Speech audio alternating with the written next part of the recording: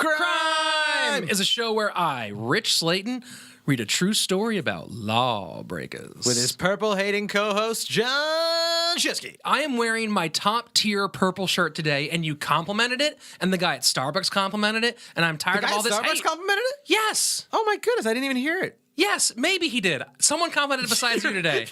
I actually do like the shirt because you've washed it so much. It's not strong purple. It's vibrant and confident purple. It's not trying to show you how purple it is. It's almost as confident as playing the music. Playing the music? Okay, I can agree with that. It's a peaceful day of agreeing. CRiiiME is the show that starts now. Like right now? Oh, yeah, do your line. Okay. Each week, Rich reads a real crime story. I don't know a word that rhymes with story. And my homie John always has the hot riff. He really loves it when you send... Don't send anything to me. Don't you dare. CRiiiMEpodcast@gmail.com. Don't you send anything. Label it John Shefsky. He loves them. Make sure the lighting's really good. Hey, you criminals. Welcome back. Keep on committing those crimes so this show can keep on going on. It's so great to have you here. This is a really exciting time for us, 2018. That's right. Rich went through puberty last week. I know. New hair's coming up in new places, and I'm a little nervous about it, a little scared, but I have Papa Shefsky here to talk me all the way through it. That's right. So I'm feeling okay. You smell healthy. I know I am healthy, and that's because I have C3 Risk and Insurance Services. Guys, bad things happen to you, and sometimes you need to have coverage, and you might need health coverage, car coverage, home coverage, whatever. You might Purple need shirt coverage. Yeah, you might need to have douchebag friend coverage who won't support you in your purple shirt. So if you need to have good insurance, go to a good broker, our good friend Joe Earl at c3insurance.com. You get a $25 gift certificate for Amazon if you get a policy from him. Come on, dude. You can get everything on Amazon, even slaves from Libya. I talked to him yesterday. I'm still trying to talk him out of making me give his cell phone number over the air on this show. Yeah, we're not letting him do it. We're going to save you from yourself. He thinks it's a good idea. I keep telling him it's not. We're going to save him from himself. But you know what? Go ahead. Give him. If you go to c3insurance.com, you can find his number and reach out directly. There you or go. send him an email. And tell him Shefsky sent you. He loves me. Yeah, tell him that his best friend Shefsky, who he's never met in real life, except for once years ago at a show that you both forget about, you tell him he sent you. Yeah. But even more exciting than that, guys, we are so pumped for Saturday, March 17th, 10:30 in the Bellingham of the Comedy Store. CRiiiME Live! Our first live show. I'm so excited. We're so pumped about it. Jeremiah Watkins, one of your favorite guests, one of our favorite guests, he'll be there. We have some really fantastic comedians who you've heard on the show, opening up a little stand-up to get everything going. It's going to be super cool. You can still email us, criimepodcast@gmail.com, to get some of those. We still have a few of those guest passes available. Also, the tickets will be going on sale on the Comedy Store website. We'll be linking those on all the social media soon. So please come out. We're super excited. It's the big thing we've been building towards. And it's our climax. And we promise, and no one will rob you because it's not a setup. It's and if just you a got live robbed, show. but you already got insurance from our friend Joe Earl, Then you're fine. You'll be fine. Get robbery insurance. Even more fine than that is today's guest. Oh, yeah. One of my personal favorite people has a fantastic podcast called This Is Rad. Get his album, which I assume is out on cassette tape or vinyl or something. He's such a hippie. It's called I'm a Person. He's put out cassette tapes before. I'm not even joking. Hell yeah. Put your virtual hands together for Kyle Clark. Hey, everybody. Welcome, sir. I did put a cassette tape out. Yeah, it was. Yeah, you put it out in like 2012. Yeah, that's all accurate information. Oh, dude, I love that. What's upsetting is I've made more money off the cassette tape album than like the real album. Than the digitally like, available. Than the one I put out and put a bunch of effort into and really made like the best thing I've produced as far as comedy goes. That one not doing quite as well as the cassette tape hipster bullshit I put out. Cassette tape. Not novel. It's not novel. as well as the Nissan 1992 Altima only album that you put out. Well, I mean, you got once you know your market, you really got to double down on it. Yeah. I say it's all about the novelty, dude. They could sell your album at Urban Outfitters with those like little film cameras, you know? Guys, big pivot for the show. From now on, we're just releasing crime and smoke signals. So hopefully we're taking it back. Hopefully you read Sky Morse code. All the smoke signals look like dicks. Oh, that'd be so cool. Joseph R. Weil was born on July 1st, 1875 in Chicago, Illinois. Nice. He attended public school at the corner of Harrison Street and 3rd Avenue. That's where it went wrong. Yeah, right out the gate. Yeah, if you're attending public school, by the way, right now, get out while you can. Wait, I went to public school. So did I. So did I. Oh. There's a reason the three of us are in this room. Yeah, we're in a basement making a podcast. We went to public school. We're in the Comedy Store dungeon. Owned by people that went to private schools. Where he was a good student with a talent for mathematics. Who was, or... No, Joseph Weil. No, all of us are bad at I was math. gonna say, I Again, didn't have a talent for math. I don't even know what you guys You were. maintain you get better at math the more you drink. I've found that pretty consistently. I found you lecturing at people when you're blackout drunk about economics and mathematics with a level of confidence no one should have. That sounds like me. That sounds a lot Usually like your me. dick is also out. Hold on, were you, because you did San looks Luis like a Obispo. one. I did. Was that the year I had a guy hold my balls on I stage? believe so. I only remember because my set ended up being primarily jokes about your balls. This is how Slayton cheats on his wife. He goes on stage and has men hold his Yeah, nuts and he it's- gets off on it. That's the only way. It doesn't count as cheating if it's a theatrical performance. Baby, it's like smoking a cigarette. It's part of my performance.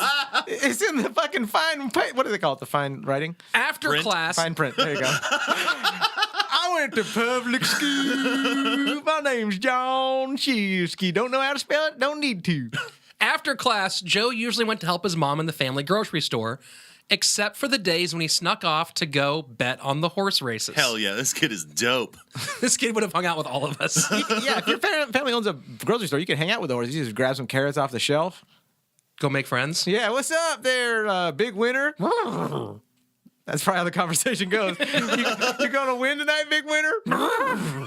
The horse did understand English, which was pretty impressive. All right, now if you eat this carrot, that means we're making a deal together. That means you're gonna win for me. But the family didn't have money to support his gambling habit with the ponies.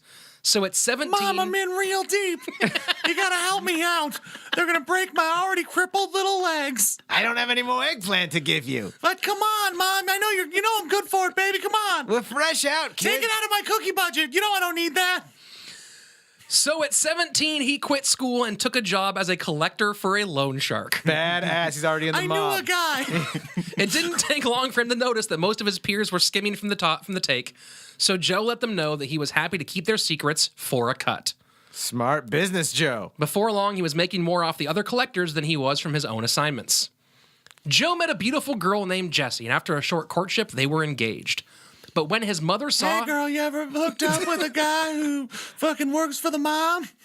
This is all kinds of a good idea. I'm gonna piss your dad off and then beat him to death. Most of my friends are horses. Son, your voice is very high pitched. I don't know if I feel comfortable borrowing money from Look, I'm you. real threatening. I don't see how. You better watch out. They call me the clop hopper. You're gonna bust my eardrums to death? I sure am. I'm like Mariah fucking Carey, but lethal. Whoa, that's a lot of cursing. This is the 60s. You ever been choked with a paperboy hat? What year is this show in? Right now, it's about 1895. Are you serious? Right now, this is 1893-ish. Okay. He's I'm 18 a years pistol old. whip you with a slingshot. He's the Bart Simpson of this story. When his mother saw his gorgeous fiancée, she said, quote, "She is a beautiful girl, but she is a girl for a rich man. She should not be a poor man's wife." Wow, thanks for your support, Mom. Fuck. She's a rich girl, and you're still a gambling addict, and you can't offer anything. You know, whenever my wife pisses me off, I actually sing that. I go, "You're a bitch girl. You're a bitch It's the girl." best two-hander it of a is. song where it's like, oh, she's rich. Oh, so we can rhyme it with bitch a minute later. That's, or she tattles on you. You're a snitch girl. Like, through the glass in jail. I and she's have an visiting itch, you. girl. What'd you do with my friends? Oh, she's dirty. Yeah, you got an itch girl. Joe vowed that she would be a rich man's wife with him. As he traveled She's the a city- doctor. I got a stitch girl. Think you're suturing me up? You're the best girl I know. I got a stitch girl. All right, go back to the story. As he traveled the city Shefsky, collecting you have a debts. deceptively nice singing voice. Really, once you started kind of rolling with it, I was like, I like this. It scares me sometimes. I'm like, who's in here? There's like, there's some weird There's shit a going. blue-eyed soul singer somewhere inside They're really you. like one of those people that is trying out for American Idol is in there. I'm like, whoa, get up. You're a rich girl. Wait, who's behind me? While Joe traveled the city collecting debts, fleecing his colleagues, and betting the horses, he repeatedly ran into the man who would change his life. Doc Merriweather was tall with a Van Dyke beard and pince nez glasses. Which is Pince-nez? the kind that like hug your nose rather than... Oh, those things. Yeah. Those are painful, huh?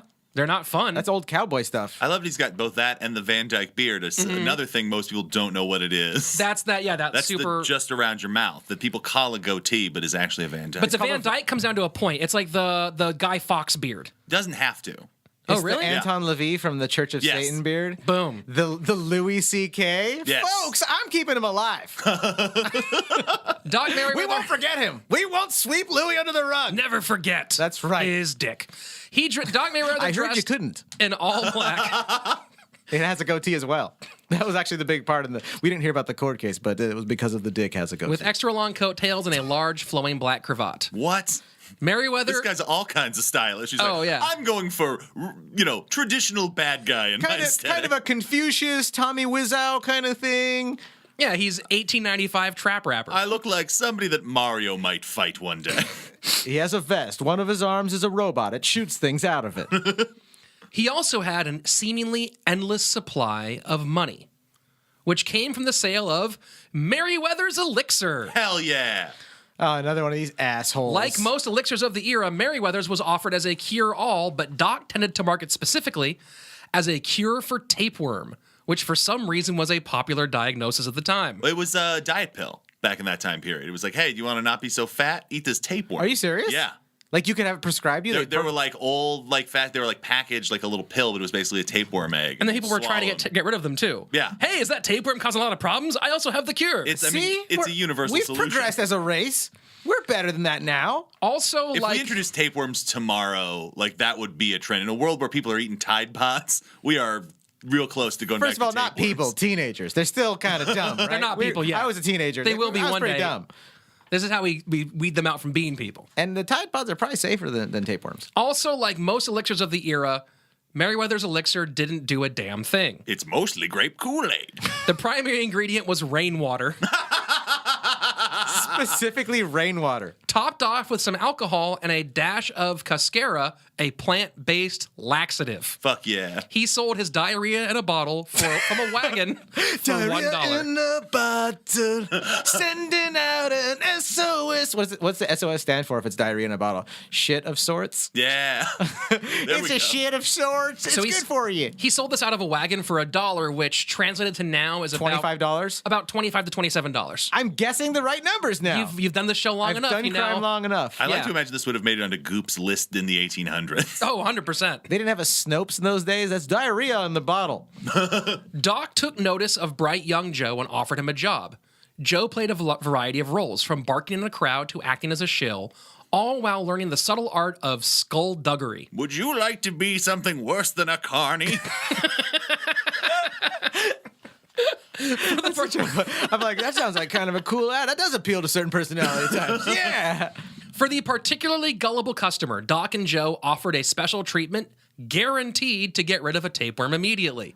For just $10, $275, they gave Thank the you. mark a stronger concoction with Epsom salts, then quickly ushered the victim to a dark room for the fast-coming Because they're gonna shitstorm. shit. Yeah, you drink Epsom salts. You're gonna shit Epsom salts. After the deed was done, the patient would rest in a waiting room for a few minutes before... waiting room? What is that? Is that an old-fashioned The thing? would rest in a waiting room was a lot of... Oh, it was a waiting room. Yeah. Oh, I didn't know. This is an old story. Maybe there's something I didn't know that doesn't exist anymore. no, Waiting room. I just put too many W's and R's together. Back in the 1700s, every facility would have at least 2 rating rooms. Of course, you understand history. They would rest in the waiting room for a few minutes before Doc would come out with a dirty basin containing a long, impressive tapeworm, which was actually just a long, peeled potato skin. Hell yeah. Oh my god, I'm gonna throw up. Was it covered in shit though? Yes! What a weird con. Like if I was a con artist, I'd probably be like, I'm gonna do something where I can con people out of money and not have to touch feces. Because now he's just a janitor. Yeah, but a rich janitor. Yeah, but if you were rich, would you still be like, I'm gonna clean these? I wouldn't clean At toilets. $275 a shit? Absolutely. that If is being why a you janitor find- paid $275,000 a year right now, would you do it? You have to clean up so much shit. I mean, is it an 8-hour shift? Can I do it during the daytime? Can I get off in time to do spots? Honestly, after saying it out loud, I'm like, I would do it too. But Yeah. I'm just saying. For $250,000 a year? But if you're a con artist, you could talk like you wouldn't ever. I'd never wake up early, and Yeah, I you make definitely your own wouldn't fucking. hours. I definitely wouldn't fucking touch Well, poop. he hired an assistant for a reason. That's right. Like once you see that kind of like dumb kid with the high pitched voice who's mostly friends with horses, like I bet that kid knows his way around shit water. It didn't take Pay your long. assistant, Mary Bell. Make sure to get the potatoes out of the turds. before-" Didn't take long for Joe to come up with his own scam, traveling the countryside selling subscriptions to Hearth and Home. Well, the that magazine seems legit. Well, the magazine was legit. It was just a smokescreen. A year subscription cost $0.25. Once he made a sale, he would make the real move. A 6-year subscription was worth $1, but he sold it for $1.50 with a introductory offer of 6 silver spoons. And this is how Vegas and all forms of salesmanship were born. When the mark would inevitably point out that the spoons alone were worth more than $1.50, he was ready to explain that they were a loss leader designed to bring in more readers to increase ad revenue. Interesting. Like when Apple paid more for those phones or whatever. That's what's or up. AT&T, yeah, they're just like, it's worth it. He would be long gone before the was. Marx discovered the spoons were really just worth about a penny each. Both men profited about $35 a day. About $630 now, About $1,000 now. which is just like 630 going. But walking miles along dirt roads. So another part of their Round scam. it up. So this was their big thing was they would upsell them to get this like introductory offer, and then sell them 6 spoons that were about 6 cents total. But yeah, they'd be making 48 cents on it or 42 cents or 44 whatever. cents profit Yeah, on it each was one. 44, So that was 62. their big scam. What they also did was they would carry eyeglasses or watches that appeared to be expensive and say, hey, I found this when I was walking around. I think someone around here lost it. They'd probably give a reward for it. If you give me a couple bucks, then you can go turn it to them for a reward. And then it was really just like a watch worth a quarter he bought in Chicago or whatever. So they would do all these kind of upsell scams over and over and over again. And these people evolve now into those people that come to your house and sell like pest control. Yes. Yes. But walking miles along dirt roads as a door-to-door scammer was exhausting, so Joe returned to Chicago where he planned to become a minister. Oh, of course. Are you a scandalous fucking asshole? You want to make a lot of money and not pay taxes on it legally? Get into religion. And But we wonder how it gets so bad. Am I right, folks? But after reading the Bible, he decided it contained too many inconsistencies. shit's lame. He's like, I can't even keep this lie up. You'd have to be a much more talented con man than I am to keep this lie going. Working odd jobs. liar, but I can't support this God delusion. I gotta draw the line somewhere. I love this kid's voice. He's like an evil dude, but he's like just a fucking... I'm bad, but I'm not going to sell these people an afterlife that clearly doesn't exist. Working odd jobs, Joe spent his free time at the racetrack. But he wasn't betting. Instead, he sold inside information on fixed races. to the horses themselves. You see, he spoke horse flute. Oh, sorry. Go on with your story. Sometimes he would get wealthy men to back him with thousands of dollars as investors. But in reality, there was no fix. The horse would lose, often badly, and Joe would play like he lost everything and walk with a few grand every time.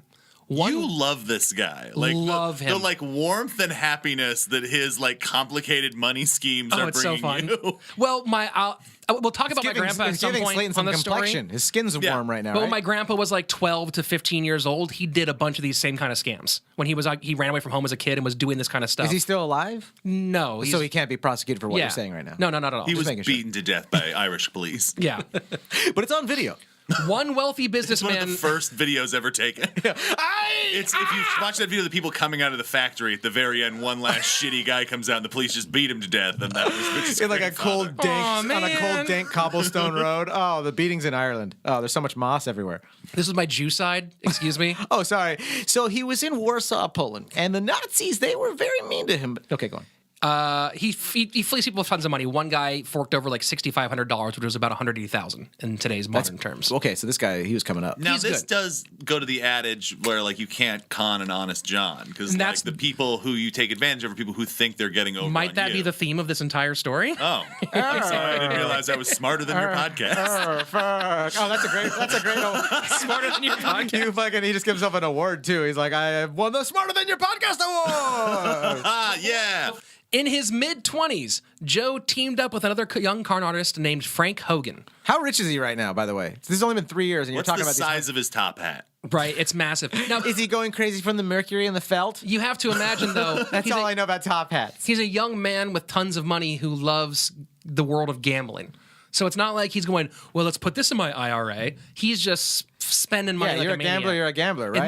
money in, money out. Barry right? Lyndon, right? Is this guy getting laid? Describe it to me. How is it? What positions? Smooth. Is it warm? Is it cold? I mean, where is he at? What do these chicks look like? When Joe Or and dudes? Frank weren't working jobs, I got a lot of horny listeners, you know? Like, we have our specific genres that I listen stayed to... quiet hoping that was a segment where Yeah. Rich describes some filthy sex maneuvers. And then you we and I get just to listen. masturbate Yeah. together, chaw for chaw, as Slayton describes for the chaw, sex. This would bro. all be very on brand. Welcome to our podcast, Kyle. Thanks for being on here. Are you going to come? Because I am. Okay. Thanks for being here today. He's like, can I get some more water, please? That's a great intro for the first act of the show. Don't go anywhere because we're all going to come later. Oh, my God. We've got a lot of downloads this month. A couple downloads in here. when they weren't working jobs, Frank and Joe hung out at a local saloon owned by politician Bathhouse John Coughlin. who we'll probably do an episode about him at some point. That's his nickname is Bathhouse? Bathhouse John. Bathhouse man. John's my name. Getting hand jobs by young men against their wills in my game. Go on with your story. Bathhouse John's place was a popular hangout for politicians, policemen, gamblers, thieves, pickpockets, and every other brand Are of you a swindler. cartoon version of a corrupt person, like out of Pinocchio? Are you all cartoon wolves in top coats? Oh, Pinocchio's Island? Yeah, that comes up a lot. That And boy, do we have a business for you, everyone in Are this you one time of the, period. the They have, donkey they have a boys? full-time guy assigned to the slide whistle. After watching the boys pull a con on his own bartender, Bathhouse Bah, I John... should have seen this coming with my business. Bathhouse John looked at the newspaper to see a comic strip called Hogan's Alley and the Yellow Kid, Fuck yeah. about a bald, snaggletooth boy who wandered the slums of New York in an oversized yellow nightshirt. Oversized Oversized. Fuck off, Here, Shefsky. wait, I'll give you a fun history fact because I know you're down like that. I am down Yes. with it. You know that yellow journalism partially comes out of the Yellow Kid because is this all shit that you've already got written down? No, Because you're making that face of like, No. get off No, my Kyle. fucking No, bit. Kyle, no, do this it for I our know. listeners. This I actually know, but I didn't put it into the story. Yeah, I know exactly So what you're going please to say. tell I us- just tell don't us- want to let on. Yeah, okay. But go on. It I'm was- very curious to what you're talking about. Because they ended up doing, but it was before copyright law was a big thing. So like there would be fake Yellow Kid cartoons in other newspapers. So it became this war. And so like along with like the weird way that stuff was printed at the time, but yellow journalism largely came out of the idea of people getting mad about where Yellow Kid was appearing in different newspapers. Hell yeah. Wow. Yeah. So it's like almost like a copyright kind of Yeah. weird. I When thought you it get had to back- do. I had a feeling that you would know at least one fact related to today's story. I've done plenty of dumb reports over the years in my years and years of schooling that don't apply to anything except for being on podcasts. Within a few years, Frank Hogan moved on to shady investment banking before fleeing to Europe to avoid the law. But the nickname stuck. Joe Weil was now known as the Yellow Kid. Fuck yeah. The yellow. But I also thought yellow in the old days meant you were a chicken. Like, are you yeller? I mean, I mean, it has multiple meanings. yeah, it could have been a racist term. Like, there's a lot of different places you I can knew go. someone was going there. Yellow fever. I thought it might have to do with urinating. For his next trick, Joe placed an ad in the paper with a P.O. box and a message, quote, wanted, man to invest $2,500. Can we do that? Does that still work? Opportunity to participate in That's a very literally all profitable Kickstarter venture. is. Yeah. That's true. But you have to make a video. You have to show your face. I mean, if I could just put a Craigslist out like, looking for venture capitalists with $500,000. Great idea. Apply here. Must be reliable. Shockingly, he received several replies before settling on a wealthy theater owner and venture capitalist that he called McAllister. As a quick note, Yes. some of the names, because of the sources, some of the names were changed on purpose in the sources. So I don't know if this guy's name was actually McAllister. That's just what he called him in the. Are you afraid we're going to get angry emails? No, I didn't change the names. The names were changed in the actual sources. He's where your listeners are going to be like, it wasn't McAllister. There's no McAllister in a theater in Chicago in 1897. I every week search through for a podcast about Yellow Kid and finally found it, and all of a sudden the names are wrong. I worked at the theater. I'm 142, and that man never existed. Joe visited His McAllister in his name was office. Black Joe Blackenstein. That's right. We treated him like a second citizen, but he was smarter than all of us. Joe visited the man at his office and made his He was proposition. Bagger Vance's cousin. He wasn't into golf, though. And Explaining basketball hadn't been invented yet. explaining that his He brother had a huge cock. that he pushed one of those little hoops with. That's right. Oh, on a Sunday morning, how you could see his massive cock pushing one of those hoops down Main Street. explaining that his brother-in-law Billy Mabel once tried to suck it, but she couldn't get the whole thing into her gap. was in debt to a loan shark. No matter how few teeth she still had at that point, it was just not going to go in. But she kept trying, and we kept saying, don't do it. So as you can imagine, anal was out of the question. And at that point, when he found out that, he just lost interest and walked away. You see, he Erection was and an all. Erection and I all. felt so good about how far down I edited today's story, and I'm like, I did not leave enough room. I should have known. When I saw that stack of pages, I'm like, we are gonna fuck this I up. should have known. Sorry, Mom. Not a good day to start. Okay. All right, start from the beginning of the story again. So this guy, what's his name? Edward James Olmos. In 1732, he was a young... So Joe visits McAllister's office and explains his proposition, saying that his brother-in-law Billy was in debt to a loan shark. Who That was threatening- his needs money. It was just, hey, I have a shitty friend. Well, here you go. It was threatening, and the loan shark was threatening to expose his gambling to his wife. When McAllister asked how a degenerate gambler could help make him money, Joe explained that Billy worked at Western Union. At the time, pool halls across the country ran legal horse betting operations. During the races, a telegraph operator at the track would relay results to an office at Western Union. You up? That's the Morse code there. It's coming SOS from every fucking saloon in the country. So the guy at the track would relay results from the races to an office at Western Union, where a room of operators would then forward them along to all the pool halls across the country that were running gambling operations. Charging $35 just to touch a fucking button. Back then, you could place a bet right up to the moment the race began. The plan, as Joe explained it, was to take advantage of this system. He took McAllister to the top floor of the Western Union, where over 100 uniformed operators sat at their desks. All looking at him going, the fuck are these two? Joe waved, and one of them noticed and waved back. My brother-in-law just signaled, he told McAllister, before taking him downstairs to meet his brother-in-law Billy outside the office. His brother-in-law is a cop? No, he's a telegraph he works operator. at Western Union. Okay, Western Union, sorry. These are Joe all laid out Western the Unions. plan. Billy, working the gold wire, which is where the results came in, would delay the official messages, using the gap in time to get them word so they could place a bet before it went out. So the plan right now is when the results come in, he's going to hold them off, but then make some sort of announcement that goes out to everybody to tip the hat of who the winner's going to be. Yeah, it's like an eighth of a second weird Wall Street kind of thing. Just a real I like tricky. that this would be hard to do now. Yeah. So, like, then it's just like, all Very right, good. I'm taking on good faith that I'm going to whisper to a young rapscallion who will run to a Western. But it's but also it's super simple though too, right? So like now it would be hard because like I'm like, well, how many wires do I have to clip? But in those days, which I don't even think you have to clip wires. That's how little I. In those days, that's all how it much was I failed it already. Like John, you don't have to clip any wires, you know. Like, And those days always, I got the result. I got the results that the number one horse won. And so instead of saying to everyone else, number one horse won, put that out in the telegraph, I go, oh, the number one horse is delaying the race from starting. And they put that out to everybody, and that announcement goes out, and that tips the hat. Oh, the number one horse is the winner, and then they'll go bet on that number one horse, and the results come out. Boom, make that bet. So at first, Billy objected, saying he could lose his job. But when Joe and McAllister countered with his other option, being to lose everything, just come on, man. Just okay. Fine. When they pointed out he was being a real pussy about this, he relented. When they pointed out he might lose everything to the loan shark, the cousin agreed. The next day, Joe met McAllister at a busy pool hall to make the bet. They waited for the sixth race, but when it was supposed to begin, the clerk called out, "Colorado is delaying the start," which was the signal that it was time to bet on Colorado. So everyone, he knew. The signal was just for these two guys. Yeah. It's just these three, just this small group was in on it.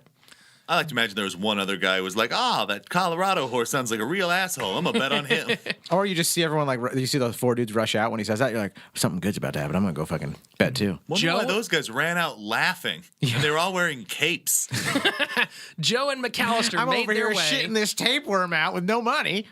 Joe and McAllister made their way to the betting window. But before they could get there, a fight broke out, blocking their way. Oh, how classic. They desperately tried to reach the window, but before they could place the bet, the operator called, "They're off," and the bets were closed. Colorado, of course, won at 4-1. The men missed out on a massive payday. Joe chewed out the cashier before vowing never to return. Joe and McAllister went to tell Billy, who was super excited until he saw the looks on their faces. When McAllister told him what happened, he broke down. Not only were the loan sharks going to take everything, but he also owed the other operator $5,000 for his role in the scam. Oh, this is going to be our Ocean's Oh, 11 so the turn scam here. was just for that one race. Yes. It wasn't like, we'll get him on the next one. It was like, holy fuck. Because he has to pay this fucking loan shark or his leg's broken. So the loan shark was real. Yeah. Oh, yeah, dude. As Joe and Billy planned to skip town. I don't even know what's real and what's fake anymore. As Joe and You're a Billy real planned to skip postmodernist town. freak. But this is serious. McAllister stepped in, offering to cover the full $7,500 so they could keep their team in place and pull the scam again, this time successfully. Let's just try it one more time. Is that what he's saying? Mm-hmm. After hitting the bank to get the cash, Joe and McAllister parted ways. But what McAllister didn't know is that there would be no next time. They scammed him. Billy, the brother-in-law, was actually Billy Wall, a talented actor and Joe's new partner. Every single step had been a scam. Called The it. pool Even hall, the fight? The pool hall wasn't a real business. What? Joe rented a banquet hall, outfitting it with rented equipment. They did a fucking Nathan for you on those motherfuckers? The patrons were also fake. They rented out a fake pool hall? Was it They like Rock were Ridge? You could push the wall actors. over? They were 100 actors playing roles, believing they were there to audition for a pool room scene in a new play. What? The employees were other minor con men, paid a small portion for their help. Billy didn't even work at Western Union. The man who waved in the room was just some random guy responding to a friendly wave. Billy's office on the lower floor was a bathroom with a fake sign. So if that was all fake, how did they still get the real results before they came out? There is a real gambling thing going on. They're tapped into that too, and they made money off the money they stole from that guy in that scheme. Am I right? Give me a high five. All the Can I clocks. Go place ahead. a separate guess? Yes, place a second. I think all the horses are also con men dressed in horse costumes. It's 2 con men per horses, Yes. of course. This operation is huge. I'm tired of being the butt. My back is killing me, kid. Can I be the front, please, for once? All of the clocks in the fake pool hall were set 5 minutes behind. Oh my God. While it appeared that they had the inside scoop, the reality is that the results were already out minutes before they actually came to the pool hall. Did any of the actors get the part? That's The my question. signal to bet on Colorado was actually a signal that he had won the race. McAllister was played every step of the way, Oh my God. losing $7,500 over $200,000 in today's money. Jesus. The duo strung him out buy for a various house. horse-related plays, to eventually taking him for tens of thousands of dollars. Joe and Billy ran the scam a few times, but McAllister was the biggest play they made. Wow. Anybody who sees the end of Inside Man and goes, I call bullshit, that's impossible, needs to study history. That is so real. No, this guy, I mean, we're just, That's dude. so much work. So there wasn't Yeah, even... for $200,000. Can I ask both of y'all motherfuckers a question? Ask me a question, motherfucker. So there was not even was there not even like a betting thing at the Western Union? Like, is that whole thing was made up? No, the Western, that is how the betting stuff worked. But there was they no faked- scheme going on at the Western Union. There was no scheme. Billy didn't work there. They faked that he worked there. I'm just saying, even the scheme that they sold the guy on, not only was theirs I not love the how real much scheme. you want this to be somehow true, Shefsky. Dude, it blows my mind that like, but the stuff. No, that, but where's the money? That scheme could conceivably work, which is why. I mean, but the people bought scheme's it. not even a real scheme, though. They No. just made it up. So it's not like they like saw the scheme or knew of the real scheme, and then they just lied about being part of it. No, they came up that with an scheme idea didn't even for a scheme. exist. Exactly. Oh my God, it's like That's right. I'm very impressed by this 17-year-old asshole. Layers upon layers, bro. He's in his early 20s now. I'm very impressed by this 20-year-old asshole. Joe ran various schemes Find over a the next nickel few for every years. time I've said that. I know. I guess Oh, that could. Jesus Christ. That really could be very misconstrued. Huh? Like if you're like a weird dude at the strip club and you just stand there at Yeah. the table, you're like, I'm very impressed by your 23-year-old asshole. And they're like, security. I just thought you were talking about hosting the Meltdown open mic. Oh, Both dude. are accurate. Roast culture. Hashtag Slayton. You're on it tonight. You drink your coffee? Go on with your fucking story, Joe bitch. ran various schemes over the next few years, many of them involving the races.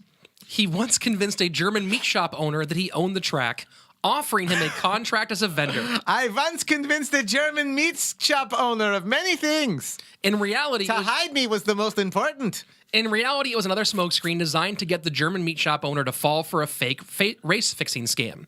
The German showed up at the track and unloaded a cart full of meat, only to be told that he had to leave. What's my meat cart? What about the schnitzel? But eventually, What was the scam there? Like, you can set up a place to sell Well, meat. so- It's called the free sausage for our crew scam. he was getting so the scam is, hey, I'm creating this business deal with you. And while we're talking about this business, oh, you don't want to be a part of this other thing. I'm actually fixing a race if you want to get in on that too. So that's the whole thing about conning is, you look at the left and it's happening on Yeah. the right. So he'd be trying to, he's like, hey, yeah, you can come sell meat at my horse track. And oh yeah, I'm fixing this race and I'll let you in on it this one time because we're partners now. It's like Dirty Rotten Scoundrels. Like it's best just to con other con people, and then because they can't even go to the cops. Yeah, as our friend here said, you cannot con an honest John. I don't know if that's It's totally an old true. I saying. think a lot of honest people have been conned because. Well, they're that's a separate, but usually it's because you think you're going to get something out of it. okay. I see. You con people who think that they're getting over on someone else. So that's part Like, of how they get you. Yeah, you play like dumb or like, friendly and stuff like that. And then they're like, haha, I'm going to fuck this guy over. Like, Yeah, or okay. get in on this thing. I do love, though, that he's like, hey, I'm doing this business, but if you're interested, I'm also doing crimes. Well, here's what he would do is, the whole thing is making them think it's like inceptioning them to a certain degree, where you don't want to let them in, but then now they're curious because they see what's going on. I know you hate making extra money, so I won't even worry you with this thing over here. Eventually, As you're winking, like looking at them. So this thing. I know won't- you don't like. Eventually, Joe's bigger fish began to catch on. He was banned Oh, from you the mean because track. he just keeps walking around a horse racing track going like, I got a bunch of like illegal things I'm doing.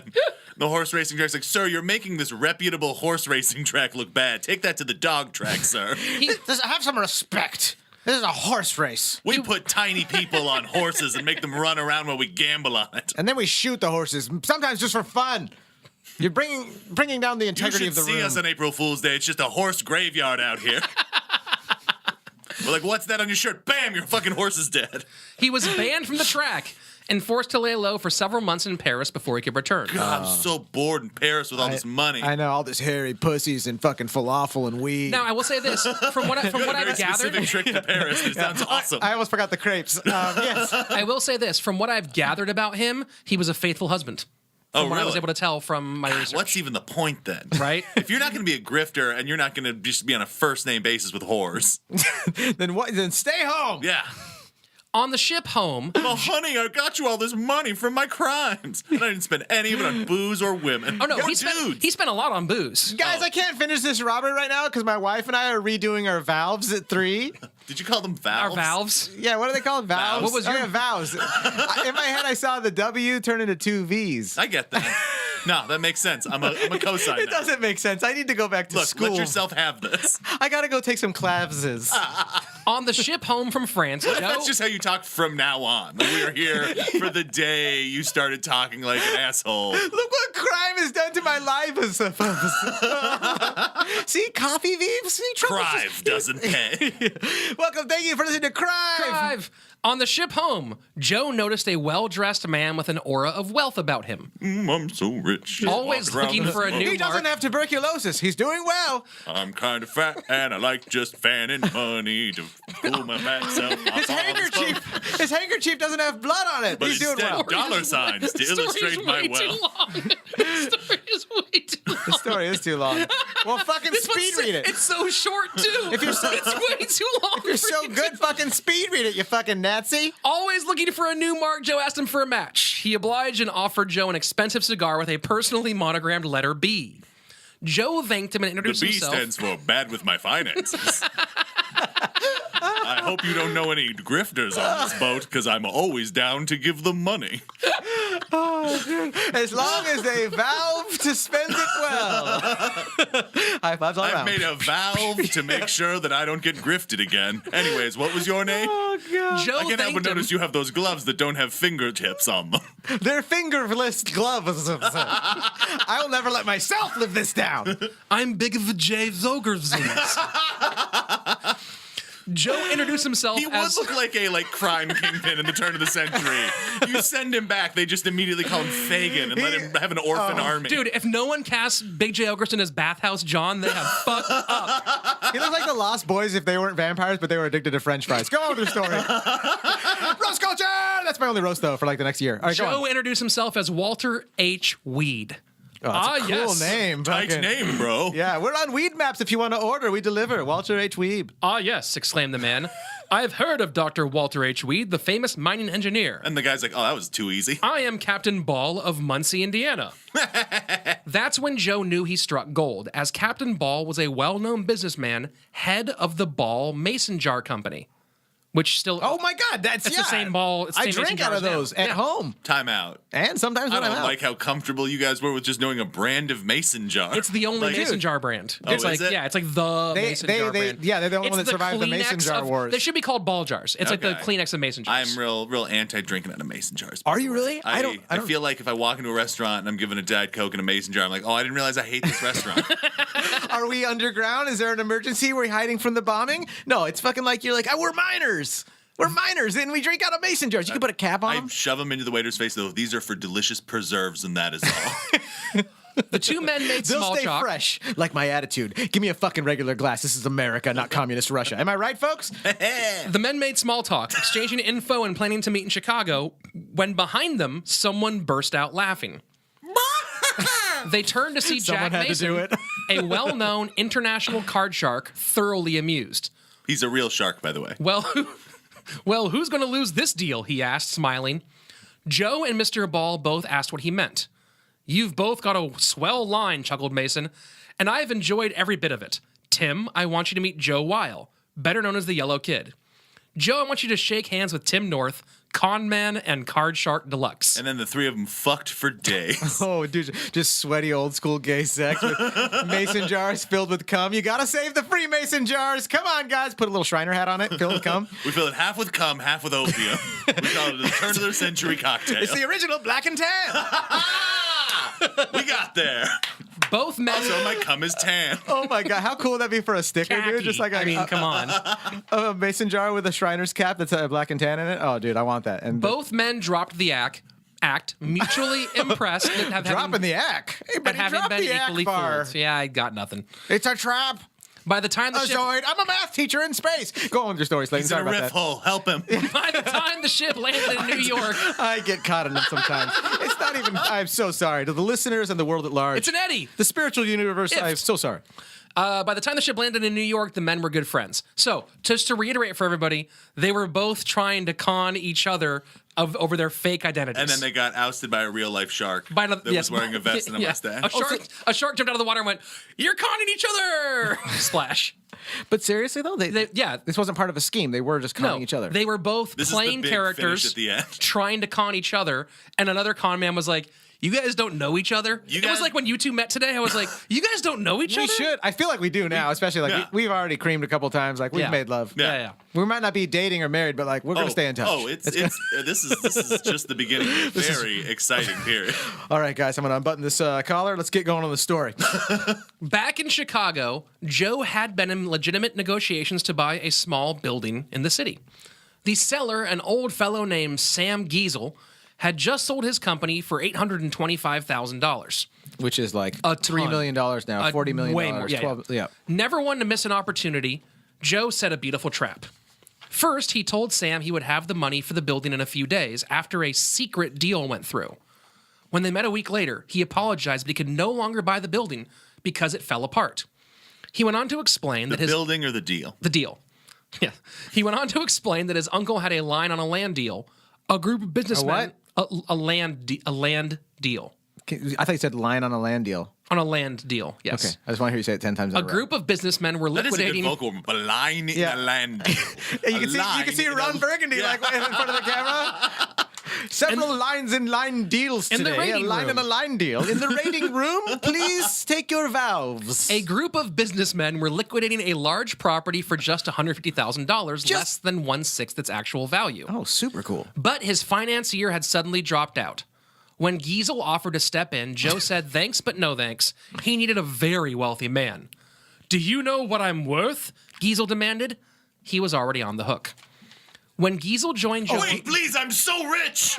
Are you And I saying just want to be a part of this. the con artist knew he was already on the hook when he said like, "Do you know how much I'm worth?" Like Yes. he knew like as a Yeah. salesperson, he's like, "All right, Oh I yeah, got you're this in. guy now." Yeah, because I've now gone after your ego, and now your ego's driving you to get this I deal. feel like any town besides our town, if someone says, "Do you know how much I'm worth?" it means they're going in for a scam. Here, Yeah. that just means they're not really. They're about to wealthy. sexually They're assault upset that you or- didn't bring their Diet Coke quickly enough and in a mason jar. Yes. So I'll break this mason jar across your face, Uber driver. And I'll pay for it because I'm worth a lot of money. I'll break 2 mason jars tonight. That is one of the ballerinest moves I've ever seen an actor do. Is we interviewed some guy and he brought like the glass and booze from like the car service that brought him into an interview, and I was like genuinely impressed. And that's when you knew Will Wheaton was such a badass. When Giesel joined Joe on the train in the meeting. By the way, Kyle's nodding yes, it was definitely Will Wheaton to all of us Nah, right it now. was Anthony Mackie from the Avengers movies. Oh, that's even better. And I was like, what a fucking cool movie. I talk about it too much. Like, it's such a dumb thing someone did one time, and I'm like, God, what a fucking class move. Did it have a special like? Was it engraved or something? Nah, he just took it along and then like left it in the interview room. I was like, God, that's a cool move. They'll That is- bill me for it or my Yeah, management. I'll exactly. never hear about this again. I do what I this want. is literally of no consequence. I'm to me. wearing a diaper. I whatever I want. I If do. you want to understand the difference between us, the two of us right now, socioeconomically, you're thinking about a thing I did that I'll never think about again. That's right. I'm shitting right now. I won't wipe my butt, so it doesn't matter. When Giesel joined Joe on the train to the meeting, he was surprised to find a third member in their group. Joe introduced George Gross, a promising boxer who he was currently training and would accompany them so Joe could keep him on schedule. And the grift is that the boxer didn't really have fists. Giesel found it weird. Gross. Tiny deformed hands. How does he pick his nose? Giesel found it weird that the man kept stripping to his boxing trunks and punching the air. Are you but he didn't serious? know much about sports, so he let it go. I don't know what this boxing is, but I don't understand why they're punching so much. I imagine this has to do with some sort of box. That afternoon, Does he work in the shipping department? I could use another one of him. carrying $35,000 in cash as proof of funds, Money, Joe, money, Giesel, and Gross I got money. went to meet Joe's uncle and the millionaires. They sat around the table. Cool name for a Millionaires is a band. great Uncle and name the for a band. Millionaires. Oh my God, we're opening for Mumford and Sons. You gotta love us. We're kind of a country, like a folk band, but like We're opening for Mumford & Sons, so you know we're bad. there's 25 of us in the band, so we have to split the check. They sat around the table and worked. Uncle and the Millionaires. I actually really like that name. It does sound like a whole group of where they take their photo. They all have suit jackets slung over their shoulder, held with one finger. They're like, oh, sorry, that was my knee. They're like the new Zoot Suit Riot kind of like group where they're like, they all dress like they're from a different era. But each one their own historical era. By the 25th guy, it's a real stretch. He's Egyptian. He's from colonial Williamsburg. That guy is pre-human. He doesn't wear any clothes. They sat around the table and worked out the deal. He's from that transition. When the conversation hit a lull, Gross suddenly popped up and began to shadowbox. The talk quickly turned to boxing. The millionaires mentioned that they had their own boxer, so why not set up a fight for fun, maybe even place a wager?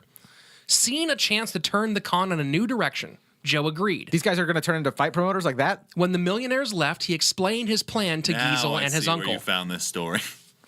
Joe knew the millionaire's fighter, Jack the Kid. DanaWhite.com. All the fight setting up promoter stories you could ask for. He knew their fighter named Jack the Kid. And a link to onit.com where you can get mushroom bills that'll make you strong and smart. And he knew the millionaires had And been underpaying him. kettlebells. Kettlebells with the president's faces on them. Mount Rushmore kettlebells. That'd be pretty cool. Don't they have that? They have like all these different faces on They them? would get him to throw the fight. I think that's like the thing is like kettlebells with faces on them. You know? Yeah, they have like zombie bells and stuff they like really? that. Yeah, and yeah, they have Like chimpanzees. I've been using regular maybe it's ones like an asshole. yeah, real I asshole. could be lifting Abraham Lincoln's skull. Let's go back farther. You use Exclusive. kettlebells? One Like, time. he's like, I rest things on it. It's good to put the remote control I on. actually, and yeah, you set them up. I like a very low Japanese style table, so I put a wood plank on top of two kettlebells. Isn't that like you hang like that's how you make your hobo soup? You like, hang those over the fire. They like balance something. I don't know how they work. Joe knew the millionaire's fighter, Jack the Kid, and he knew that they'd been underpaying him, so they would get Jack to throw the fight and pay him out of the winnings. The next day, they met the millionaires and agreed on a $500,000 purse with $250,000 from each side. Hey, we have a question real quick. Could you not refer to us as the millionaires and rub your hands together every time?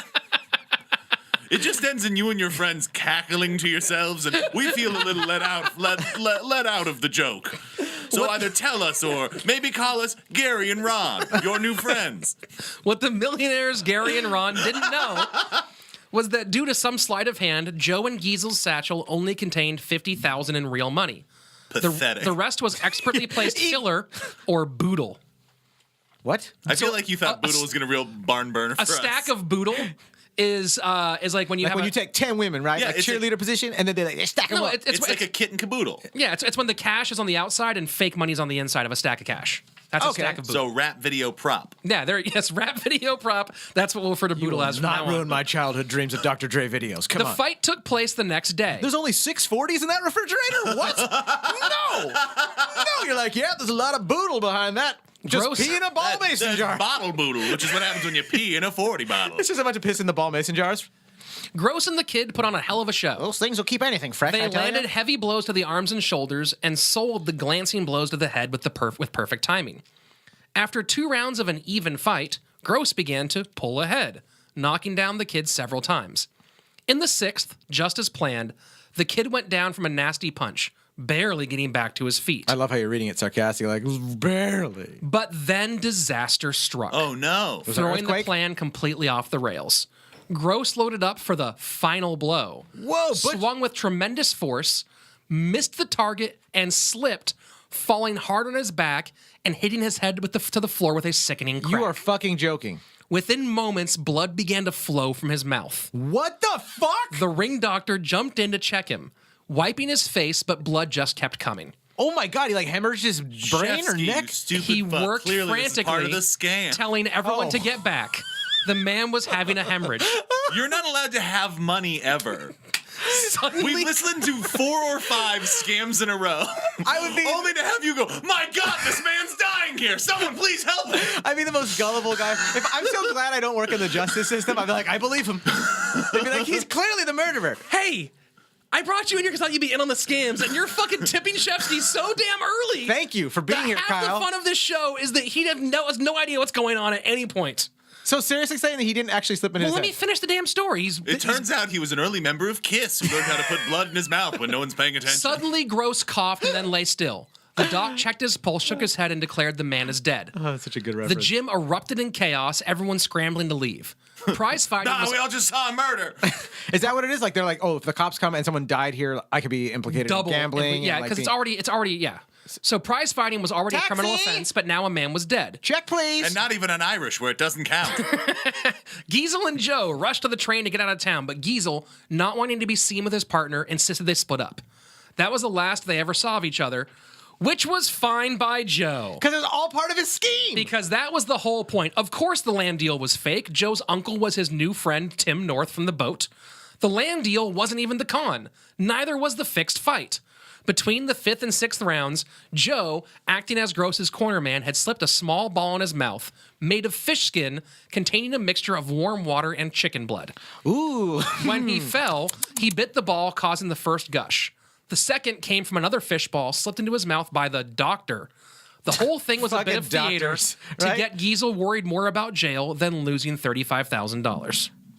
It's a solid gamble. It's a solid fucking How much move. money did he Like- make off of that? 35,000, which at this time is a 100 lot. and something thousand bucks, right Much, there. yeah, more than that. More yeah. than that? Yeah. Yeah, It's I mean, funny because you started super accurate and you've gotten further and further Well, from accurate numbers as the show has gone. Thanks for pointing Hold out. on, That's what is just that? luck. That's $500 now, right? Inflation goes backwards, doesn't it?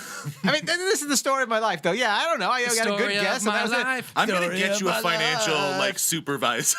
Oh yeah, that'd be fun. I love explaining myself to people. That'd You be should great. really just have Kyle with you at all times because I worry now. This is my smoothie fund. Although I this guess is nobody's ever said that funny man's so good with money. Thank you. That's right. I'd rather be funny than good with money. Actually, at this age, I'd rather be good with money. gonna say. Okay, go. I need to pay my registration. I need to get my brakes done. I enjoyed sitting there through that whole con because I was watching Kyle get it and watching Shefsky not get it. And I just got so upset. Like, You know what's funny is that I was like, I thought I got it too. It's like, whoa, and then like the unthinkable happened. Oh man, everybody's getting confused now. it's Like, the amazing Randy in me that's just like, this will not stand. Yeah. I've got to expose your grift and kill your god. Joe's next big I move. thank you for the humbling experience, though. Thank you. I would prefer to be enlightened at the end of the day. What's great is Rich doesn't even realize that we're scamming him this whole time. This podcast is just a fake to get me to invest money in Libsyn. Yeah. Which we own. There we go. Oh, yeah. Hey, no more tip in the hat. All right? Okay, fine. You're on timeout. Starts all those Encyclopedia Brown books I read as a kid. I'm The gonna boxcar children. Oh, those Those homeless kids kids never could- really solved a thing. We were always just thinking, are they fucking on that train in between mysteries? Slayton, these stories aren't even real. We made them up. They're not Joe's even real. next big move. We started working at the library about 4 years ago when this plan started, and I This is wrote whole just seven- get late fees from me. So far, we've gotten $34. It's not as good as their scams. God, I wish it was just $34 in late fees. How much have you paid in late fees? It's a now? lot. Joe's let next big listeners move. know, and then From we'll a say, library? Yeah. how much? How man. much? How much have Well, because you? here's what happens: as I find like 4 or 5 books for stories I want to do, I'm like, this is my next month of stories. But then, as I'm researching, other stories pop up online, and I start doing those ones instead. Give us a rough You know figure. you can renew them, right? Yeah, but they only renew twice. There's a whole problem. Give us a rough figure. The last time I paid late fees, it was $55. So, and you've done it That's several times. impressive. 'Cause Yeah. You've one done it- time I had a late fee and I was upset and it was 30 cents. Yeah. So Slayton's you are spending, really holding some shit. Slayton's spending, my sushi budget for the, 2017 on late fees. That Let me seems just. like a sadly low sushi budget. We got to get this boy more sushi. I'm exaggerating, but I just try and try to Joe's find a next number. big move. You know, I have My a friend shoelace who's a budget for sushi the- chef that I'd like to introduce to you. Now, he's going to look like Feng Chao, but I assure you he's a different Asian person who is a sushi chef. Came in the form of a friend and fortune teller. I'm getting yellow fever right now just listening, sir. Please serve me up some of that food. I'm very hungry. I just think that because love of God. I was just saying, because of you mentioning that your late fees, it would be a good time for a sob story, maybe some sad music right here, to be like, guys, please go and join our Patreon right Oh yeah, we have now. a new Patreon. Join the Crime Patreon and help Rich pay his late fees. We have a new Patreon. For just $34 a month, we can help my friend Slayton, who can't seem to figure out how to return a fucking book in time, I- For and just is using our whole $25. fucking budget. Who somehow spends more money at the library than he does on movie tickets. Go on with your story. Can't believe Joe's you made me next say all big that. move came in the form of a friend and fortune teller named Sam Banks. Good. We needed a fortune teller in this story. Fortune telling was popular, but Banks had carved out an unusual niche. His main clients were stockbrokers. Banks would invite visitors into his dark, smoky chamber, have them write their questions on a closed square of paper, which he would wave in the air, then hold to his forehead before burning He's it just over doing a candle. Karnak. Yeah. He's just holding up. Karnak jokes are hard to write. He would then miraculously repeat their question before dispensing his stock picks. He developed such a reputation for accuracy that he now charged between $1,000 and $5,000 per visit. In those days, $5,000 would have been something like $70,000. You're getting that's close. That's actually that's closer to accurate Yeah. than you've been. I think it was just, yeah. But all the Just hocus luck. pocus was simple showmanship designed to give him a marketing edge. As he waved the paper in the air, he would slip I it gotta be behind the his back. best fortune-telling stock gypsy for millionaires I can be in this tense, brutal economy of this job. As he waved the paper in the air, he would slip it behind his back, where an accomplice would grab it from behind a curtain. Did he ever fall down and hit his head and His blood came out his mouth? turban covered his ears and the wire leading to a telephone in the back, where the helper would then read him the question. The paper burned in the fire was a decoy destroyed to protect the ruse. As far as the Gotta advice, protect that ruse. he spent most of his time studying the market like any good analyst. His magic simply allowed him to charge more. Oh, you love this man. Oh, So I he love was this. actually giving Good logical stock advice. Just overcharging it because he wore a turban while he did it. Oh, that's awesome. That's hilarious. A wealthy spinster named Dora Albright came to Banks for advice on how to invest an extra $200,000. Seeing an opportunity, he told her not to do anything yet, but to wait for a bearded man, as he would hold the key to her fortune. Say that nowadays. She'll be like, that one, that one, that one, that one. We've all got beards. That's the joke, fellas. Check out my beard. All right. It's a mighty beard. The very next Saturday, I think we all have pretty good Velcro right here. Yeah, this is pretty solid. We get stuck together in a kissing match. Go on with your story. That the was weird. yellow kid Ooh, what pulled a his fun card. contest to lose. Well, actually, you can't lose those contests. Everyone wins on a kissing match. Everyone's a winner in beard Velcro. Here's the thing about beard Velcro. Everyone's a winner. The Whether ye- you're 69 or just straight face to face, Everybody wins. everybody wins. The next Saturday, the yellow kid pulled his car to a stop on a country road in front of the remote Albright mansion. Now say that sentence 25 times in a row. He got out, disconnected some wires in his car, and made his way to the house, where he knocked on the door and asked the servants to see the head of household. Dora Albright met him in the drawing room, where she found was she Dr. wearing? Henry Ruel. You appear to have a beard. Would you like this bag of money? A man in a turban who I think was an ethnic told me to give it to you. And he was right about Microsoft stock. Dr. Henry Ruel asked to use the phone to call a mechanic. All right. As he dialed, he could see her carefully appraise his bearded face. Of course, he got no answer, and the shops would all be closed on Sunday. So Dora, a great host, asked that he stay as a guest for the weekend. He joined Dora and her sisters that evening for a drink in the saloon. How would you in feel the about salon. me putting a saddle on that little beard of yours?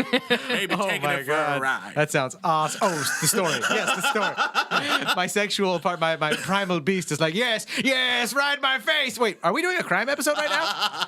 My eyes are open, but I'm totally fantasizing. I'm thinking of Annika Albright, the porn star, because you said Albright. And then he started talking about the saddle. And I'm here in physical form, folks, but I need a face grinding. It Go on with your didn't story. take long for I Dora have a to wax cylinder of the song Pony that I like to play while I ride your face.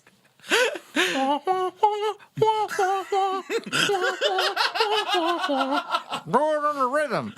And then he pushes her off his face and goes like, no, do it at the rhythm. You know what? I will venture to guess right now that is the only gramophone pony impression that's ever been Look, done. that's what I'm for. Oh, yeah. Setting you up for us to do comedy for no one. What a unique niche. I hope it's worthwhile. Look, the person who's excited about that is now a Patreon subscriber. You're welcome. Oh, thank There you we very- go. Thank you very much. Now you can get more late fees. It didn't take long for Dora to ask what he did for a living. He explained that he represented European investors who, on account of the brewing war, were looking to get rid of some oil land in Texas. That's what we I'll all show say. you some oil land in Texas. How about some baby oil land on my face? The land was real. Sorry. Joe had purchased 50 Perm alert! I'm trying to stop, but it just doesn't, it's not easy after the... I have to like cut them back because the real gross ones didn't come out. I'm like, I don't know what their listenership's like. I don't know if this is going to make you guys What do sad you or think happy. it's but- like? How long have you known me? I know. You don't even you just met him and you know what he is. And you've known me for a Look, long time. I can't keep going on friends' podcasts that are dirtier than my show, or people from my show start figuring out I'm a filthy fucking monster of a person. You got to hide it. You got to hide it. Everyone's got to hide their inner dirty dude. I'm in the store that's supposed to be a safe place for making face riding jokes. Yes, I thought comedy that's was where you about are. being honest, right? I like face writing. Go on with your story. This is the first time I lost it. This is the first time today. I'm all Well about done, free well done. speech and free skeets. The land was real. It's weird that those interns were putting that up on the fucking wall as I was coming in. Free speech and free schemes. Also, Mark Maron. Also, Mark. The land was real. Joe had purchased 1,500 acres in oil country for $1 an acre. A cheap price because early explorations had come up negative. By Monday evening, he drove away with $180,000, the equivalent of $4.5 million. Whoa! Yeah. So that's a lot of money. In one weekend, he made $4 million? 4.5. Shut up about the half. Equivalent of. That's the part that I'd spend. The rest I'd invest properly. Yeah. So this was interesting Well, I'm because putting a full- the land that he full bought mill. was between land. Yeah. 3.5 is, still an acceptable amount of investment. What'd you get? What's your big shopping? Oh, I think a bunch of dumb shit. I'd also just throw like a weird party. Okay. Do like a crocodile mile for adults. Ooh. Like on a back lawn somewhere. I like all those. We got to options. stay in bunch of touch in carny case you ever rides. get some cash. Oh yeah. No. I would just hire carnies. I wouldn't even have their rides. I'd be like, hey, you guys just hang out here and. Yeah, I'm not going to Slayton's party. But you with the crocodile mile, I'm there. A giant crocodile mile for You adults. just smile at people, You make just, them uncomfortable. You do 2 shots, you go down to the end, and the end is also full of booze. And you have to, you're washing people down. You got to have baby oil on the crocodile mile so you can if you don't slide think faster. we are full, using organic KY on that bad boy. Oh, man. You guys want to know what I would do? Yeah. I'd go to Sugarfish and then eat until I threw up. Go on with your story. So it was real land, and it was land that was between the Texaco and the Standard oil fields. So it was real land, but he bought it because maybe there would be some oil on it, but But there he was could no do proof. some milkshake drinking if he really wanted to Sure. spend the money. Sure, drink that milkshake, dude. Steal some oil from their neighbors. Joe Is there a ran, long straw? Joe ran a variety of scams over the next couple of decades. He and a partner had some success with a fake counterfeiting ruse. They would get someone on the hook, thinking they could make false bills using real ones copied in a complicated chemical process. Wait, so they didn't just take the $4.5 million, just invest it and maybe buy some property and like try to find a way to give back? Silly so one thing fool. about Joseph Weil was he did actually he did buy a lot of property. He did make a lot of investments. Okay. But long story boring, everything legit he tried to do failed. Yeah. Either because He's only good at crime. he was a maniac and also because he would set up these great real deals and then people would find out that he was really the yellow kid and they go, oh no, you must be scamming us, so we're out. So he actually did try to do legitimate stuff. He had one business where he tried to set up chewing gum vending machines everywhere, but then the cops shut him down because they thought it was a scam somehow. I guess that's going He to had happen. another one That's that he bound did to happen, right? where he was trying You made to... your bed, now lie in it with all that gum. He had a... And it's gonna get in your hair and be unpleasant. Oh yes, you got to chew it first. He went in with a coffee distributor to sell coffee, but also somehow like I never trust have, coffee people If you bought anyways. X amount of coffee, you got a free piano. Fucking holy shit. That is yeah. a big upsell. Well, that's for distributors. That's not like for your Starbucks. Oh, okay. you're on your it's my fifth cup. Yeah, your fifth latte. You get a piano. No, this is for the. Well, no, owner. it was actually 2 personal homes. You had to buy like 10 years worth of coffee. Hell yeah. But it was sort of like a way to buy. Basically, they were selling pianos on coffee purchase layaway. And this is one of the legit deals. One of the legit deals he did. But again, they found out I can he was a imagine them criminal. going like, wait a minute, are you that grifter? Because we just noticed we're giving pianos and coffee Yeah, away. Exactly. I bet like a tin of his coffee though, like since it didn't really last for. I bet a tin of that if you took it on Antique Roadshow worth $300,000 right now. Dope. I found this in my basement. It was my grandmama's. You're going to be very surprised. So here's the counterfeiting ruse. crime episode. Okay, Here's their counterfeiting ruse. They would get someone on the hook. we get referenced on But real quick, so it takes a minute to really register. Wait, did they just talk about the their podcast? old crime episode 49. That old fuck just reference our podcast? Talking to an old lady who doesn't know what podcasts If are? the nerdy like antiques guy looks at the camera and goes like #sorry mom. Anyways, So we talked about cum for so much and never said sorry, Mom. I said sorry mom at the Oh, you beginning. did? Yeah, Okay. we had a dick joke in very, there. Very sorry. Sorry, Mom. Mrs. Slayton. Mrs. Newton. She kept her maiden name. And Oh yeah, keep you always have to forgetting. remind me. Sorry, Mrs. Newton, and for anybody out there named Mrs. Slayton. Yeah. If you, yeah, I mean, my Mrs. Slayton. What about your sister or your mom? My mom is Ms. Newton. Oh, not your mom. Sorry, your wife. My wife your is wife, Mrs. your mom, Slayton. same thing. Go on Yeah. with your story. There you go. So the counterfeiting ruse. They would convince someone that they could make false Does your bills. wife know about your late fees to the library? Yeah, she's really. That's what he hides from his wife. It's actually caused a lot of marriage problems. Yeah, she's really. That's the one thing where she's like, "You're a fucking moron." Of the only, she's supportive across everything, but she's like, Oh, "Your yeah. late fees are so stupid." So the fake counterfeiting ruse that would make someone think they could make false bills using real ones copied with a complicated chemical process. Fucking counterfeiting is always a shitty plan. I feel like that's one of those things. You need to listen to more episodes of the show. I'll tell you about some dope Because a lot of people do well. Yeah. A lot of people, they do a lot better than us. When the mark would arrive with a stack of hundreds of $100 bills to duplicate, cops would bust in and take them down, forcing them to flee and leave the cash behind. But they weren't real cops. They weren't real cops. Absolutely. See, I'm smart, guys. See, you're getting there. You're getting there. I'm a detective like you guys. The scam was very lucrative in the 1930s, as the Great Depression had wealthy people looking for magic solutions to their falling fortunes.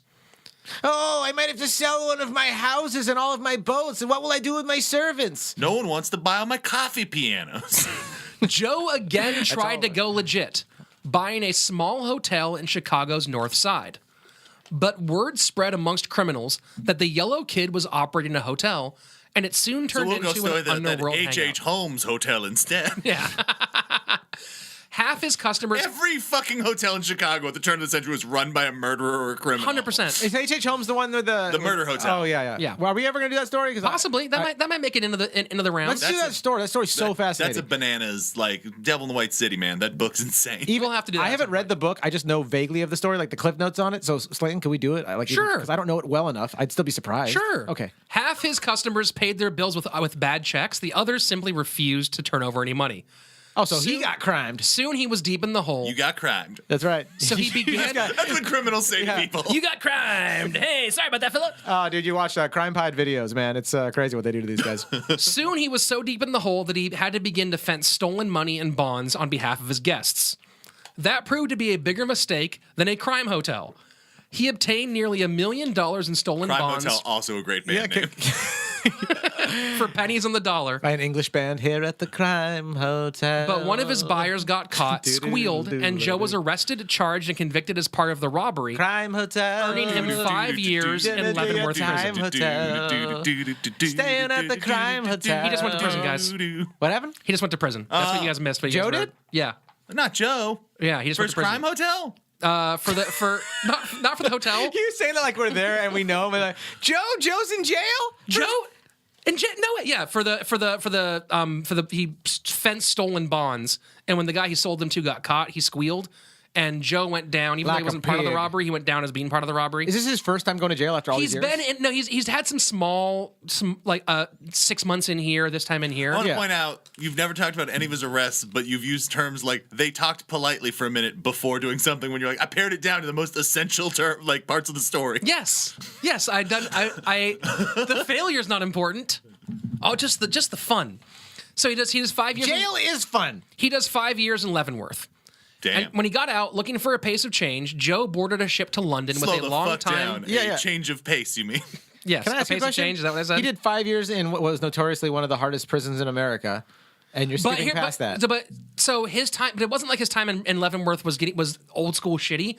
Because he was educated, whenever he was in jail, he found himself cool jobs because he could type. Oh, he fucking Here's the library. He Shawshanked his all the way his way the whole through, but without the shitty scene, like without the knife to the side of the head scene. Oh, All right? God. Brutal. That movie. Yeah. Let's So, but talk no, about he actually had a pretty good time in jail overall, as far as it goes. Oh, really? 'Cause Is that also- what it's He was quoted as? more of a Goodfellas jail time. Yes, exactly. Well, because he still had access to his money. Yeah. He it was not bad. He For probably him. had like a special pillow brought in. I got a good pillow. Everything's One of fine. these, it's got an anime naked girl on the side, so I can cuddle with it. Oh yeah, why not? Right? Looking for a change. I'm not in jail now, and I'm gonna go on Amazon as soon as we get off and try to order that Oh, thing. friend, let me tell you, you want to go to eBay if you want the real weird ones. You want the weird pillows from Japan? I'm not saying Amazon doesn't have anime body pillows, or most of my Christmas night was me and my friends sitting on like eBay and Amazon looking up anime body pillows, but it's a fucking fun road to go down. By the end of the night, did you have one ordered? I thought about it for a good solid 10 minutes. And then I was like, I'm lonely, but I'm not that lonely yet. I'm not lonely, but are you gonna get a sex robot when they come out?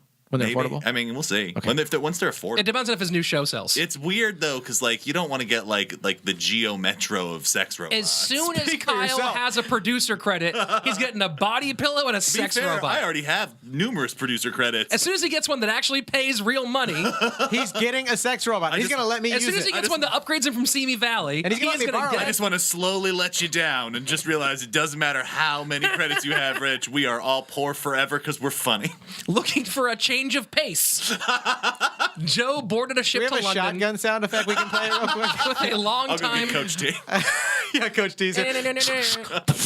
Joe boarded a ship to London with a longtime partner in con, Fred Buckminster. Hi, Fred Buckminster. Real Welcome name to or the story. fake name? Real name. Okay. On the voyage, Fred met a beautiful young widow, Lady Agatha Stebbins, who was Stebbins? traveling with a companion who introduced herself as Miss Viola Martin. Or Martin. The men were sure it was a Or phony Martin. name, but decided to play along using their fake identities as wealthy oil men. To try to get some puss. Hi. This part of the story, they've morphed into Vince Vaughn and Owen Wilson. 100%. Fred and Lady Agatha hit it off, leaving Joe to keep Miss Martin company. I feel like I'd be down for a Lady Agatha. Yeah, you would. Like, that seems like a fun gal. Apparently, she was very fun, according to the story. Nice. You know what I'm saying there? Deets, They had bro. some breakfast dates, you know? Deets, bro. She was most... Lady Dates about Martin... them dates, bro. Yeah. Viola Martin was mostly quiet and cold, but they walked the deck every day as their friends romanced. By the time they So you landed think in our friends London... are banging right now? I bet they are. I don't really want to talk about it. What do you think? Missionary or stovepiper? Fred gained enough of I ladies... heard about this thing called the wagon wheel. By the time they landed in London, Fred had gained enough of Lady Agatha's confidence to learn the truth. Miss Viola Martin was actually the Comtesse de Paris, sister of the Duc d'Orleans, Oh, no. last of the Burdens, and rightful heir to the French throne. Can I ask you guys a serious question right now? Is that really what happened, or did she lie to him? This is what happened. I'm telling you the fucking story, man. Okay. Strap in. I've been hurt before. You've been hurt a lot. I've been hurt a lot. Her I brother, want to remind you of a little story called Beautician and the Beast. the Comtesse's brother, had been arrested as part of a plot by French nobles to overthrow the government And and make her restore the barefoot. monarchy. Make her. Thank you. Yeah, the timing wasn't there, but the accuracy was hot. It's not my finest moment, but I was like, I'm going to be pretty proud. Man, Yeah. I'm going to be mad at myself in the car later if I don't make this Don't get this barefoot one out there. Contessa joke. The Duke was free on bail pending the court's decision about his attempted coup. She was traveling This incognito, Duke coup. trying to drum We up used to support. call vagina coup when I was a teenager. Dick So it's coup. funny. You know, he was in jail because of his coup. I was like, what did this bitch say that got him Where in are you trouble? from where they were calling vagina coup? I'm from Southern California. Nice. We should have all been using that. Isn't it the most redneck term, coup? It's fucking great. It's short for cooter. Like cooter's too many syllables. For sure. I love the idea that it's like, I got a sexy up cooter. My friend Dave was like, dude, I love eating the coup. And we were just like, yeah. We'd high five him. We'd high five him. Oh, yeah, dude. The Contessa was traveling incognito, trying to drum up support from influential people in the U.S. and England who might lean on the court to show her brother leniency. At his next lunch with Viola, Joe addressed her as Contessa. At first, she was worried, but she soon relaxed when her new friend assured her he would keep her secret. And also, he used a super hard U on it and then looked around to see if they were all cool with his fun bit. He's all, she ignored him and was like, hey, Contessa. Did you see what I did there, guys? The waiter's like, I'm a fun brother. The waiter's standing there. He thinks he's being funny. So he did that to let her know, like, I know your secret. I know your secret, But in a I'll friendly way? But I'll keep your secret. Is that still kind of a rude thing to do, like to let her know that he knows a secret like that? Well, she relaxed when she was like, you know, I feel like I can trust you. But From then on, the four were close friends, dining and drinking every evening. wine and dining 60 motherfuckers. She trusted them implicitly. When a string of her pearls broke, she even asked Joe to have them restrung by a jeweler. Someone, I need a new pearl necklace. We were both racing to get there. We're our 12-year-old comedian. And they're off. Never been less proud of something I've said. The shitty rifle of my brain was like, we got a pearl necklace riff, sir. I'm like, load it up, put it in the magazine, cock it back. He's got sunglasses. He's like, I got the shot. Are we taking this? It's a very low Someone else took the target. contract. sir. Time to kill the joke president. When the string broke, he asked her to have them restrung by a jeweler. Fire at will. Of course, when he picked them up, he couldn't resist asking the value, which Can I turned stick out these to in be your about butt? $40,000. Oh, shit. He's in love. So he found out these pearls are worth $40,000. And he just can't help it. His thief boner is A getting few hard. days later, the boys called on the ladies at their hotel and found them very excited. They had finally been able to get the Duke smuggled out of France, and he would be arriving the very next night. But the Contessa was still Smuggling quiet. a Duke. I was right there and didn't even see it. After a bit of prodding, You have to have shitty goggles on. Whoa. Hey. after a bit of prodding, I they, hope one of them was like, actually, about that, I'm smuggling a Duke right now, if you ladies don't mind. Speaking of which, is there a restroom on this train? I'm smuggling 2 Dukes. Part of the Duke's poking. After a bit of prodding, He's an archduke. Oh, don't prod. You'll push it in farther. they got her to admit that the bribes for the escape had drained them of their cash on hand, and they were broke until her brother arrived tomorrow. The men, not wanting to lose their royal mark, offered to loan her $10,000. But she refused until the men agreed to take her $40,000 necklace as collateral. Oh, my God. Is what's happening? Mm-hmm. The next day, the men returned to the hotel, but the concierge informed them that the ladies had checked out. Oh! Joe and Fred decided to have a drink. Dirty Rotten Scoundrels! While they waited for their companions to return, after a few hours, Fred got antsy and stepped out for some air. He returned with bad news. The necklace was fake, worth only about $25. They'd been switched. Oh, man. For 10 grand? For 10 grand. So the original pearl necklace was real. But Yeah. But the collateral pearl necklace was a fake $25 fake. Oh, this is awesome. Oh, my God. I feel like too, like when he found out that the ladies had grifted, he was like, now I'm truly in love. Yeah, right. Well, there was one of the line, like when Fred comes back, he goes, "Hey Joe, do you have any idea what it feels like to be a victim of a con?" And Joe goes, "No, of course not." And he goes, "Yeah, well now you do." Whoa. And did they laugh? Did they laugh like, oh, And then the credits start to roll and it just says directed by Robert Altman. dude, seriously. Over the years, Joseph Weil worked hundreds of cons, taking in an estimated $8 million. The value is difficult to place because his career spanned from 1893 to 1940. Fuck, that's a good run. But if you split the difference of the rate of inflation, it's around 170 million. God damn. Holy shit, what are his kids doing now? Just hanging out in lofts in New York? I work for a fucking, Vice magazine. In all, he spent only around 8 years in jail, finally quitting the life in 1942 after his last stint inside. He spent the rest of his years in Chicago working as a telephone solicitor for various charities. Eating deep dish pizza and rooting for teams that barely ever win. He passed away in 1976 at the age of 100. Damn. Damn, he must have got a lot of juice, a lot of Leaving healthy behind juice. an estate of only $195 in credit at his nursing home. What a fucking badass. He spent all of it? He figured out a way to spend it all? Well, he also wasted a lot of it on booze and parties. That's what I just said. He figured out a way to spend all of I'm it? going to be real with you. When I got out of the business for a hot minute, I made a bad investment in a little fella named Adolf Hitler. Well, actually, I thought he was going to be our new president. a scam I put didn't all my talk money about into Saturn cars. was the last sort of scams he ran before he quit during the lead up to the build up in World War II before the U.S. entered. Who would like to buy Poland? No, another scam he ran a bunch was because he ran a bunch of stock scams that I didn't get into because they're kind of boring. Yeah. But he sold stock and investment in German companies and companies that were supplying the German military to American investors who were just like, fuck it, I'll profit off of war. Wait, what the fuck? This guy that we just read the story about that we've been rooting for fucking helped the Nazis during World War II? He sold fake stock. Oh, good So for he him. He tricked Americans who didn't give a shit about the fact that Germans were fucked up. He sold them fake stock in German companies. Oh, like the Henry Ford Yeah, dudes? that my were like- name's Henry Ford, and I'd like to give you money just because I like German stuff. Yeah. Isn't that fucking terrifying and trippy? IBM, too. Bunch of weird shit those companies do. Ironically, while War II, man. Joseph Weil was a lavish spender, most of his money was lost on his attempts at legitimate businesses. Even in old age, he never felt bad about his work. Quote, "I have never cheated any honest men. They wanted something for nothing. I gave them nothing for something." God, Wow. you know he was fucking stoked when he came. When he wrote that line? He was just like, "Ugh, I'm done for the day." That's Panty too dropper, good. I'm out. That is the line that I'm going to get tattooed on my ribcage under my boob. Yeah. That is so good. Oh man. And that's the story of the yellow kid, this Joseph was Weil. delightful. Dude, that's This amazing. was wonderfully delightful. And somehow we came in at a reasonable time. I was sitting here You mean sweating. that part where we stopped for a while, interrupting you every time you started to speak? Where we That's the politely show. let you get through 2.5 pages towards the end. Kyle, that's what you're supposed to do in the show.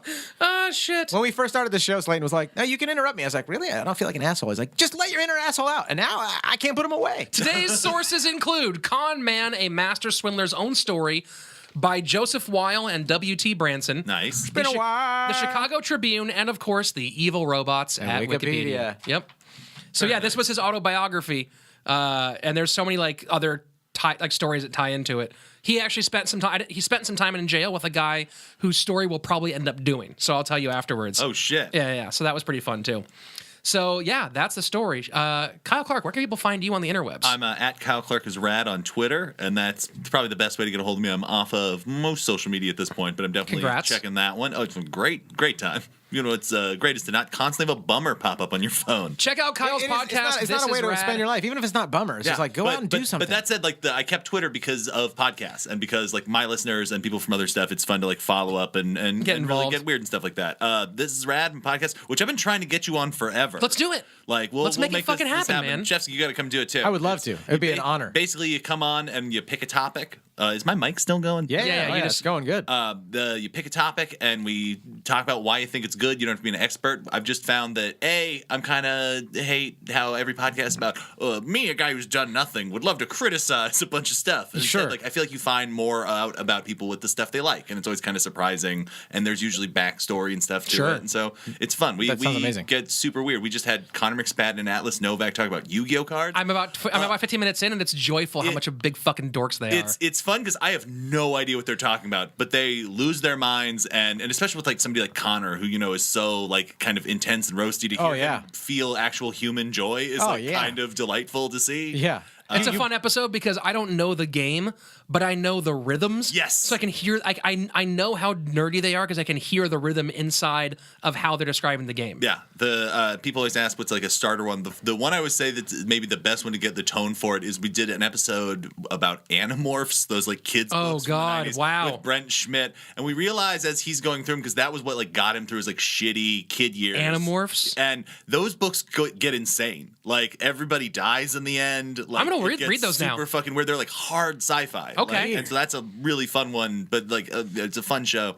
My album, I'm a Person, is out on iTunes check that. and Spotify. Get that so that it outsells his cassette tape That'd album. be great. Please support this man. It's and then beyond that, just I'm trying to think of any other things I got coming up, but most of that's it. You'll see him around. He's super hilarious. Also, if you guys want to support this show, you can follow us on all social medias at CRiiiME. That's crime with 3 I's, CRiiME pod. How's your Canadian listenership?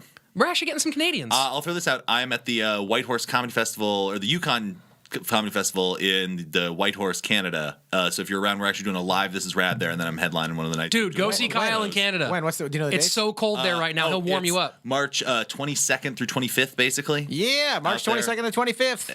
It's going to be crazy fun. So if you're in Canada and you want to go to the middle of bumfuck nowhere and then see a bunch of really good comics on this festival, it's That's gonna be what's a real up. good That sounds time. amazing. If I could just travel for fun, I would go. Go see that. Comedy Also, and dog sleds. Fuck yeah, man. Love follow us on Canada. all the socials at CRiiME, crime with 3 I's. Email us, crimepodcast@gmail.com with 1 I or 3. Send us those story ideas, questions, dick pics, label those for Shefsky, whatever you're into. Also, I'm not fighting it Right? anymore. Shefsky on the side of your dick. Oh my god! if you do that, I swear to God, I will give you free tickets to the next 2 years of live shows, starting with March 17th, Yeah. Saturday, live in the Bellingham I would Comedy be Store. honored. I respect Cox, and I would be honored if someone wrote their If name. you write if they Shefsky on wrote the side my of a name- dick and send it to if us, they wrote oh my my name God, you will make me so happy. on your penis, as long as it's not I like mean, a you'll make threatening Shefsky picture. happier than me, but you'll make me really happy. If it's just a confident, patriotic photo of your penis, I would be fucking honored if you wrote my name on it. Real question: when you guys imagine this, are you imagining like thin lettering or block lettering? I'm a block lettering I'm kind imagining of like guy. a solid cock. I'm an It I'm looks imagining like Old a ton English. of- I'm Arial Oh, Black. interesting. Okay, I'm See, Arial mine Black. was like handwritten with like one of those like paint sharpies. No, they could. I mean, I want to encourage people to be like their own artists and do whatever they feel comfortable with. But I just, Imagine like one of those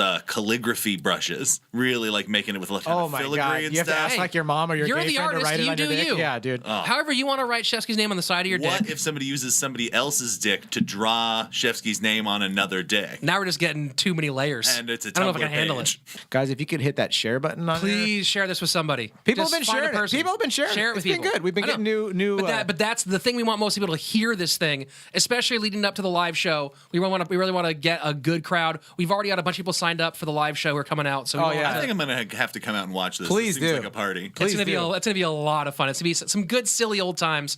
And thanks to Anna B for a 5-star review. She said, so freaking funny. Thanks, Anna B. You also wrote like a whole paragraph. Should I read that? I've literally told everyone they can hear to listen to this podcast. Seriously, This is the right kind of person. The best wits and humor I've ever heard about some pretty gnarly stories. You're doing the Lord's Did you say gnarly? Well, I'm imagining that Anna B says it like that because she's got like I imagine Anna B pizzazz. as a doctor. All right. Yeah. I've literally told we everyone go. they hear to listen to this podcast. Seriously, the best riffs and humor I've ever heard. I about feel some like pretty she's gnarly actually stories. Scottish. You're doing the Lord's work, Rich and Shefsky. Love you guys. I prescribe No, this. sorry, French. I prescribe this story to every one of my patients, and then I eat a croissant and look at my hairy pussy in the mirror. Thank you, signing out. And now she's Jamar Neighbors. I've literally told everyone they can hear. You ever just fuck? All right. You guys are our favorite people. Thanks for listening, and we'll see you next time. Bye, Love you robot. guys. Love you guys. Bye.